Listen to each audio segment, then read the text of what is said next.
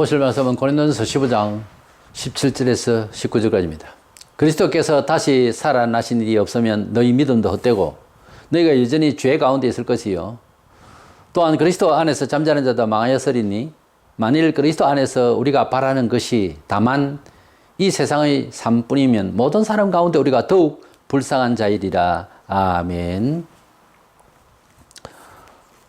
시대마다 복음 전파의 기술적인 부분은 여러 가지 발전해야 되겠고 용이해야 되겠습니다만, 그러나 복음 자체의 목적에 문제를 가지는 발언이나 그런 신학은 변질되어서는 안 되겠습니다. 우리 기독교 신앙의 최종적인 목적은 영생 부활이죠. 부활이 없는 세상살이에 대한 강조, 이것은 별 의미가 없어요. 기독교 존재 가치가 세상살이 잘 사는데 뭐 줄을 두는 것이 아니니까요. 심지어 국가주의도 아닙니다. 기독교는 한 국가가 아니라 한 시대도 아니고 지구 전체가 바라는 그런 그 이상적인 내용으로서 영생 부활을 이야기하고자 하는 것입니다.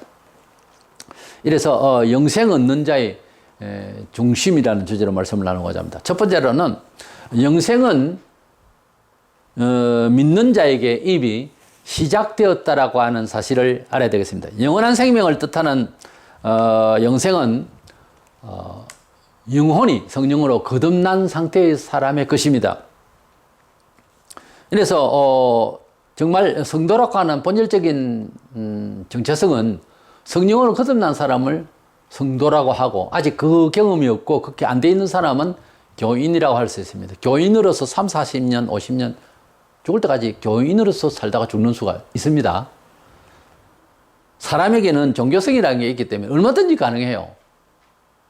그러나 성령으로 거듭난 사람이 돼야 되고, 성령으로 거듭난 사람을 하나님 백성이라, 성도라 그렇게 말해야 옳습니다.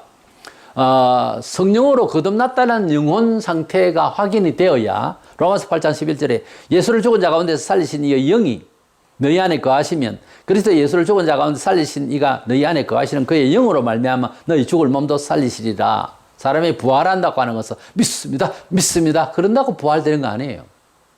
예수 그리스도를 구주로 믿게 될 때에 세상이 뒤집어지듯이 사람이 완전히 목표와 개념 자체가 뒤집어집니다. 뒤집어져야 돼요.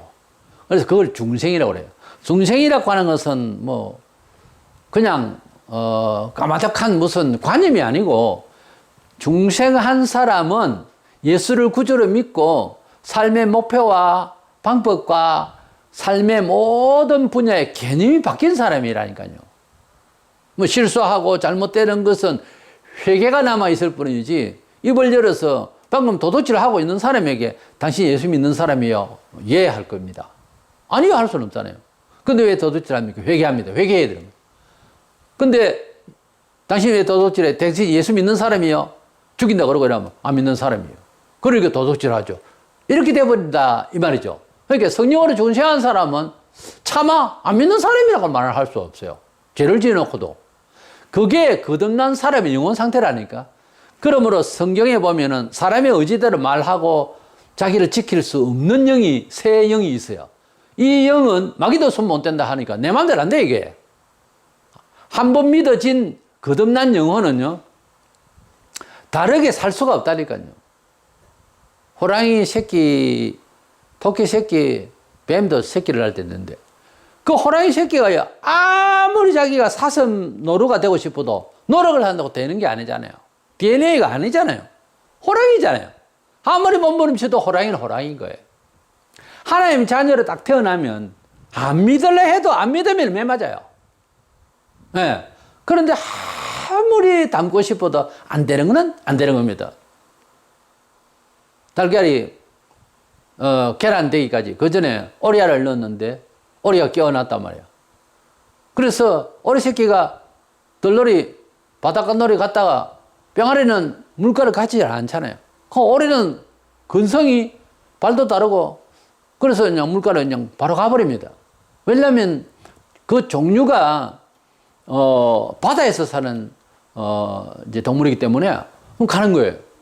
이게 자기가 원한다고 그렇게 되는 것도 아니고 원치 않는다고 그렇게 되지 않는 것도 아니에요. 그렇게 살 수가 없어요. 지역마다 다른데요. 폐어라는 게 있어요. 폐로 가져와서 숨을 쉬는 그런, 물고기가 있어요. 그래서 그 물고기는 육지에서 몇 개를 그냥, 진흙탕 안에서 그냥 숨을 쉬면서 그냥 살 수 있습니다. 그러다가, 비가 올 때 되면 허글과 집을 지은 집에서 물이 들어가고 이러면 거기서 기어 나와요. 그 폐어라는 게 있어요. 폐를 가지고서 그 숨을 쉬는. 그래서 물에서는 또 잘 못 놀아요. 나와가지고 숨도 좀 쉬어야 되고 막 그런 그 고기가 있다니까요. 사람이 어떻게 한다고 해서 억지로 되는 것이 아니고, 폐어는 폐어고, 물고기 그냥 바깥에 내놓고 폐어가 아닌 거는 그냥 죽잖아요. 물속에 있어야지. 우리 성도는 하나님께서 성령으로 거듭나게 하셔서 그 속에 새 영을 주셔서 새 영이 생각하는 목표하는 그것을 떠날 수가 없어요. 그래서 성령으로 중생한 사람의 영혼은 이미 영생이 시작되었고요. 그 영이 있어서 죽을 몸도 살리느니라 이랬거든요. 너희가 예수를 믿기 때문에 교회를 따르기 때문에 부활한다 이래 안 돼 있어요. 그 영이 생명의 영이 영생이 시작된 그 생명의 영이 있기 때문에 죽었던 몸이 썩었던 몸이 흙으로 돌아간 몸이 다시 그 영 때문에 부활의 날에 불러서 그 영이 사람답게 살 수 있도록 이렇게 새 몸을 주게 될 것이라는 거죠. 그래서 부활하고 해야 된다는 것은 관념적으로 종교 지식적으로 내가 예수를 믿기 때문에 부활하게 될 것이다. 부활합니다. 믿습니다. 부활을 믿어서 부활이 되는 거라고 보다는 과학적으로 근거를 제시하고 있다고요. 성경에는. 뭐라고 하냐면 너를 그리스도 안에서 거듭나게 한 믿게 한 그 영이 우리 속에 있기 때문에 그 영 때문에 부활한다 그랬어요. 그래서 성경을 보면은 초과학적인 입장에서 조금씩 근접해 보면은 상당히 이론적이라고 성경이. 막무가내 그냥 뭐 주문 외우듯이 믿습니다. 그런다고 믿어지는 것은 아닙니다. 그거는 우리 사람이 가지고 있는 종교성이라는 게 있기 때문에 평생을 속일 수가 있어요. 자신을 남을. 그래서 성경에서 하나님을 만난다는 건 제가 자주 비유를 하는데 이산가족 만나는 것 같이 확실히 격동적이고 확실히 감동적이고 어떤 팩트에 준한 그런 정신으로 변화를 먹어야지 왜 예수를 믿는다 하면서 그냥 크게 변화가 없고 사회생활도 하던 거 그대로 하고 이건 아니에요. 저는 냉정하게 그건 아니라고 생각합니다. 그거 아니에요. 그렇게 믿어질 수가 없어요. 너무나 크신 분을 만났기 때문에 너무나 큰 사건적인 변화이기 때문에 사람이 감동돼 가지고 정신을 잃고 정말 본래 정신을 잃고 완전 다른 식으로 말 안 할 수가 없어요. 사람이. 그런 일이 한 번도 없었습니까? 교회는 잘 나오시는데 한 번도 그렇게 격동적인 일이 없었습니까? 내가 미리 말씀드리지만 그 일을 위해서 기도하세요. 왜 그게 없단 말입니까? 논리적으로 말이 안 되지 않습니까? 요한복음 3장 36절에 아들을 믿는 자에게는 영생이 있고 아들에게 순종하지 아니하는 자 영생을 보지 못하고 도리어 하나님의 진노가 그 위에 머물러 있느니라. 요한복음 3장 18, 9절에도 그런 나오는데 사람이 죄를 짓고 벌을 받은 상태가 뭔 줄 아세요? 어둠의 영이 좋아서 따라가는 거예요. 원치를 않는다면서도 그게 적응이 되어서 그게 맞다고 자기에게. 그런데 하나님의 자녀는 어쨌든 빛으로 와야 되고 어쨌든 은혜를 받아야 되겠고 어쨌든 하나님을 더 사랑해야 되겠다는 말부터 자꾸 합니다.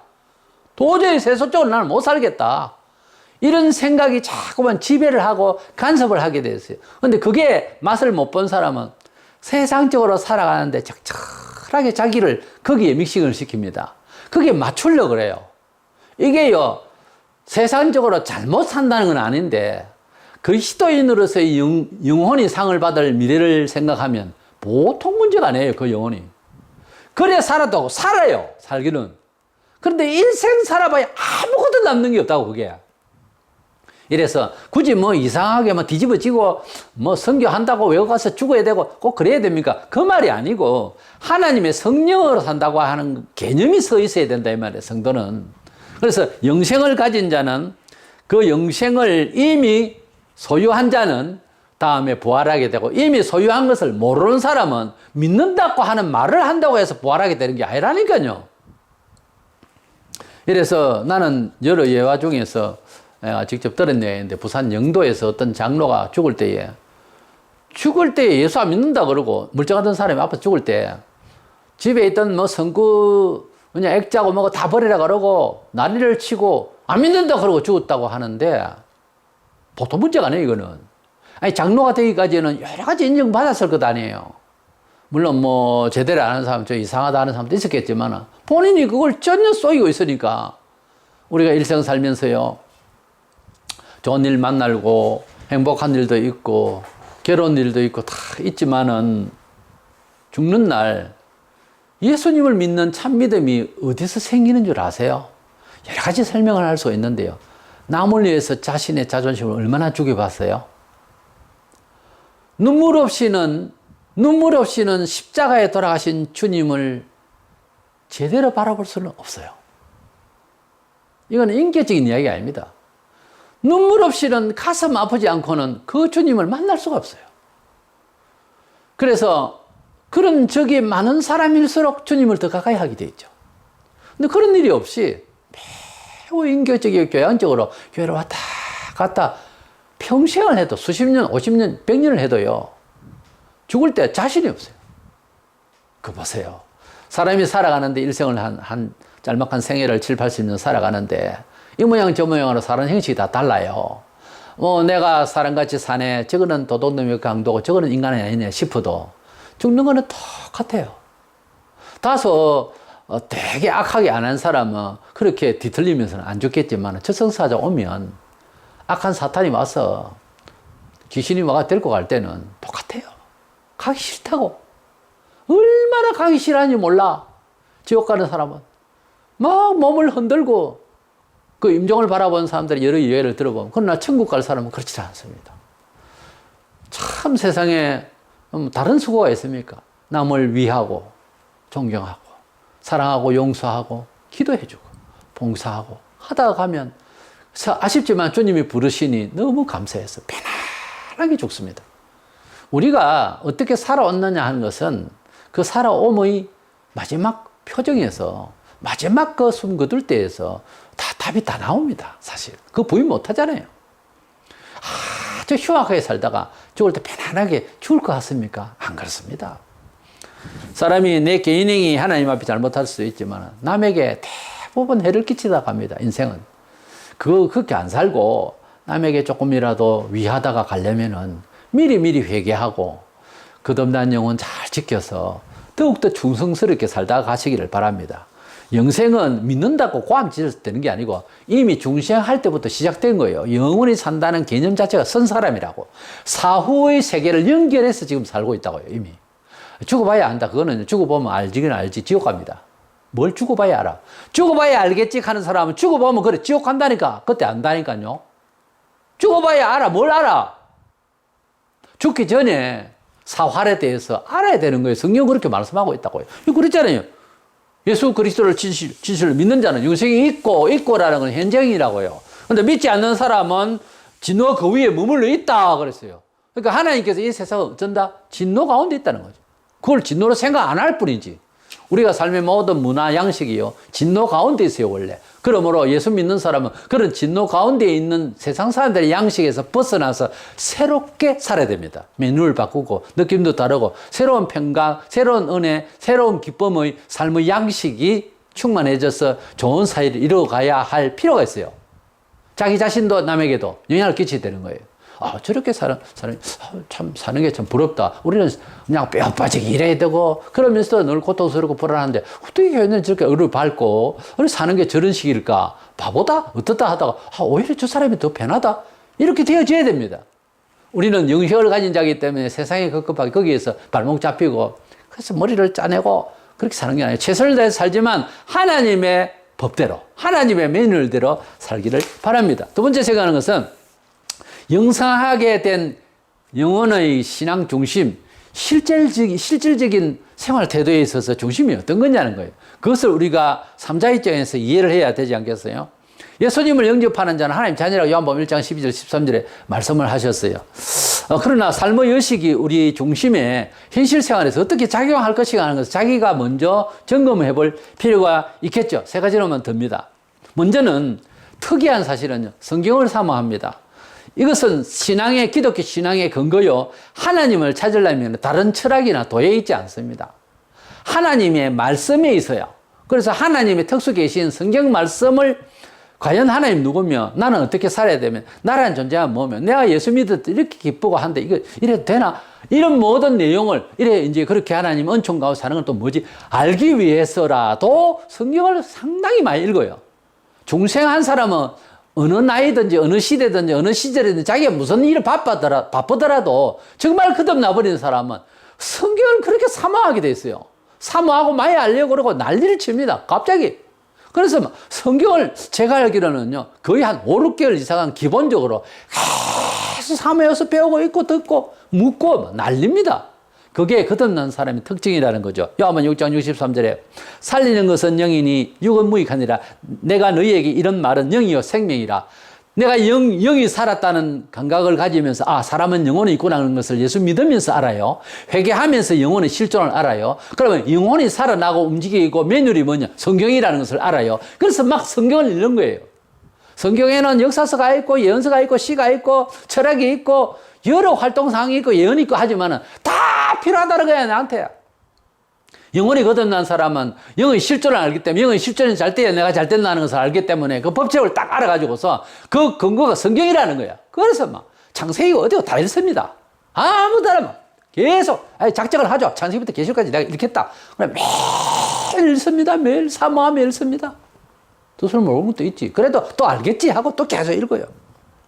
두 번째로 특징이 있다면 영생이 우리 속에 시작된 사람을 말합니다. 이 사람은 남을 섬기는 일에 봉사하는 것을 생각 안 하고 기쁨으로 하고 싶어요.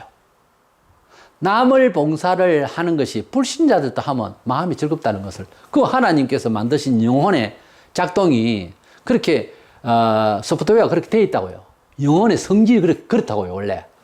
그런데 하물며 영생을 얻은 사람이 남을 나보다 낫게 여기면 존경하기 시작하며 남을 막 돕고자 합니다. 때 앞에처럼 그늘진 곳을 남을 먼저 들어가게 하고 그래 하세요? 목사라는 사람이 딸랑 먼저 들어가서 시원하게 서가 있고 이건 아닙니다. 성령이 함께 하시면 남을 먼저 높인다는데 주된 의식을 가지고 있어요. 그렇지 않을 경우도 있는데 그건 기도가 부족해서 그래요. 기도하면 본래 그대의 영혼은 그렇지는 않을 겁니다. 그래서 헌신적이고 타인의 영혼을 또 그 생활까지 안전하게 되도록 걱정해주고 이런 생각이 든다니까요. 사도행전 4장 32절에 믿는 무리가 한 마음과 한 뜻이 되어 모든 물건을 서로 통용하고 자기의 재물을 조금도 자기 것이라 하는 이가 하나도 없더라 그랬어요. 삭개오도 그랬고 예수 믿으면 남에게 봉사하고 나누고 싶고 그 생각이 먼저 들어버려요. 예, 아브라함도 조카로서에게 하나님을 믿으니까 조카로서에게 땅을 먼저 선택해서 떠나면 네가 남으로 가면 나 부고 네가 자로 하면 내가 우로 갈게. 이렇게 이제 아브라함도 믿음의 여유를 가지고서 그렇게 대처하는 모습을 볼 수가 있습니다. 세 번째로는 성령의 충만함을 간절히 사모해요. 거듭난 사람, 영이 영생을 가지고 있는 사람은요, 성령 충만하기 위해서 그렇게 예를 들어서 책을 하나 봐도, 집회에 참석을 해도, 유튜브를 보고 뭐 영상을 보거나 뭘 하도, 내 영혼이 살아나기 위해서 성령의 간절한 그런 인도하심, 영안을 열게 하심, 이끄심, 지각, 이걸 얼마나 소원하는지 몰라요. 그 생각 없이 그냥 내 혼자 알아서 한다고. 이거 보통 위험한 게 아니에요. 성령께서 인도하시기를 그렇게 기도하고, 그러다 보니까 자기는 뭐예요? 기도가 많아집니다. 묵상이 많아져요. 자나 서나 앉아나 서나 그냥 이렇게 기도해서 성령께서 지각을 주시옵소서 이런 마음이 들죠. 이래서 영생하게 된 중생한 영혼의 그 객관적인 이런 특징들이 여러 가지 있는데 그 중에서 이렇게 성경을 사모하는 거 하고 남을 상당히 높여주고 남을 낮게 여기려고 하는 그런 겸손함, 이것이 계속 작동해요. 이 작동하는 것은 공자의 도덕 그거하고 다릅니다. 그거는 피곤해요. 좀 있으면 안 해진다고. 그러나 성령을 하는 것은 끝까지 해요. 세 번째로는 성령의 충만함을 일단 계속 받아야 된다는 그 간절함 때문에 집회도 좋아하고 말씀 듣기도 좋아하고 그렇게 됩니다. 이래서 우리는 영생을 얻게 되는 우리의 영혼 상태, 그 상태가 되어야 된다는 것. 기독교는 사실 영생부활비라고 하면 더 안 좋은 종교 내용이라고 볼 수밖에 없어요. 매일 온수같이 예배하죠. 헌금하죠. 기도하죠. 온수같이 사랑해라 하고 뭐 그러죠. 이러니 뭐 보통 어려운 일이 아니에요. 그러나 영생 부활이라는 것이 있기 때문에 이렇게 바울은 말하기를 우리가 영생 부활 없으면 우리가 더 불쌍한 자라고.